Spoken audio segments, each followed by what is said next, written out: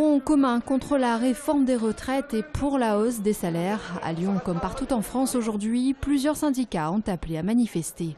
Aucun recul social, le projet Héros, on n'en veut pas. La bataille que l'on mène sur les retraites, c'est la bataille concrète des cotisations sociales et du financement de la protection sociale. Donc nous, la bataille des retraites, c'est une bataille de société, c'est une bataille pour les jeunes, pour les générations futures. Des jeunes générations peu nombreuses à venir grossir les rangs de la manifestation, mais qui pourtant sont les plus concernés par la réforme selon les syndicats étudiants. Un jeune, il s'insère dans le monde du travail à 27 ans en moyenne. Et du coup, avec un étudiant, il suffit qu'il rate une année d'études. Et là, d'un coup, c'est une année de plus qu'il va devoir passer sur le monde du travail plutôt que toucher sa retraite. À l'heure actuelle, 43 années de cotisation, c'est juste pas possible de travailler aussi longtemps. Un calcul impossible aussi pour les plus âgés. Non, je suis au chômage, j'ai 58 ans, je suis condamnée à 700 € maximum et maintenant, jusqu'à 67 ans, à 480 €. Salaires et retraites ont moyennement mobilisé à Lyon pour cette manifestation de rentrée. En effet, ils étaient 8500 manifestants selon les syndicats, 4300 selon la police. Gérard Collomb, épinglé par l'Express, le magazine publie son classement des cumulards et le maire socialiste de Lyon est classé 6e sur 1573 élus. Gérard Collomb possède 9 postes ou mandats. Sénateur, maire, président du Grand Lyon, des hospices civils, mais aussi du syndicat mixte du SCOT de l'agglomération, président de Lyon Confluence, de la Somme patrimoniale du Grand Lyon et enfin pour finir, président du pôle métropolitain et secrétaire général de la Fondation Jean Jaurès. Mais il y a plus fort que lui, le socialiste Michel Delebarre, qui arrive en tête de ce classement en cumulant 26 fonctions.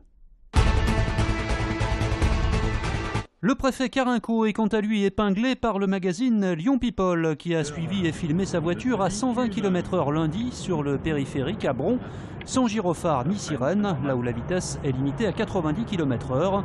On voit notamment le chauffeur du préfet ralentir puis réaccélérer juste après un radar fixe. Ça réaccélère, tranquille. Ça réaccélère puisque nous sommes à 120.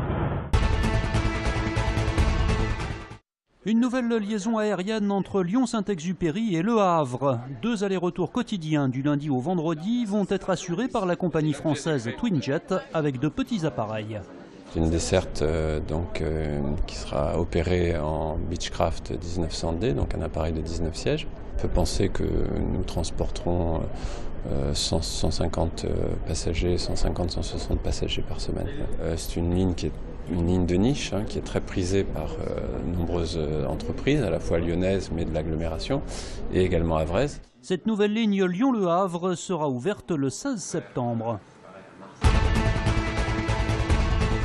C'est le rendez-vous réservé aux amateurs et aux professionnels de la culture. Jusqu'au 5 janvier 2014 se tient la 12e édition de la Biennale d'art contemporain de Lyon. Et cette fois encore, l'événement porte un nom énigmatique. Les mots « entre-temps »,« brusquement » et « ensuite » serviront de fil rouge au public pour cette nouvelle édition.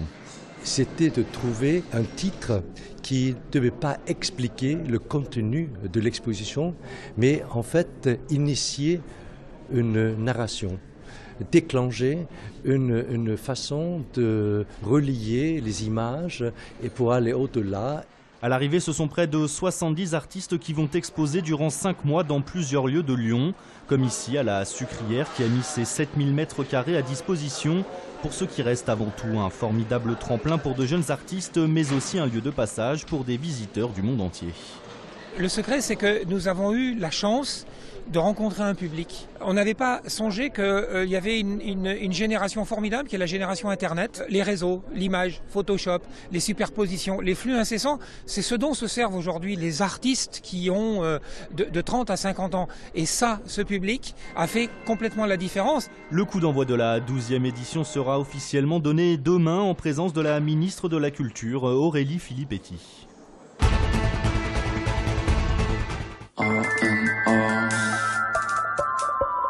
Des tableaux, des photos et des œuvres, disons, plus complexes, à 150 mètres de la Sucrière, autre lieu, autre ambiance. Ici, tout est à vendre. Docs Art Fair et la foire aux œuvres contemporaines, professionnelles et grand public peuvent y faire leur marché. L'avantage avec une foire, c'est que vous avez le galeriste et souvent l'artiste qui peuvent donner des explications et transmettre leur amour de la pièce. Donc du coup, tout ça devient un tout petit peu plus fluide. Enfin, en tout cas, j'espère. Plus fluide pour toucher le grand public. Georges Vernet-Caron, galériste réputé, en est persuadé. La foire, c'est le complément idéal de la Biennale. Il est indispensable d'avoir une manifestation commerciale dans laquelle les Lyonnais et les gens qui viennent de l'extérieur à cette époque, à cette période, puissent rencontrer des œuvres qui sont à vendre. Quand vous étiez à la Biennale, c'est pas à vendre. Une trentaine d'artistes en tout exposent leur œuvre. Petite précision, aucun prix n'est affiché. Il faut discuter directement avec le marchand. Docs Art Fair ouvre au public à partir de jeudi jusqu'à dimanche.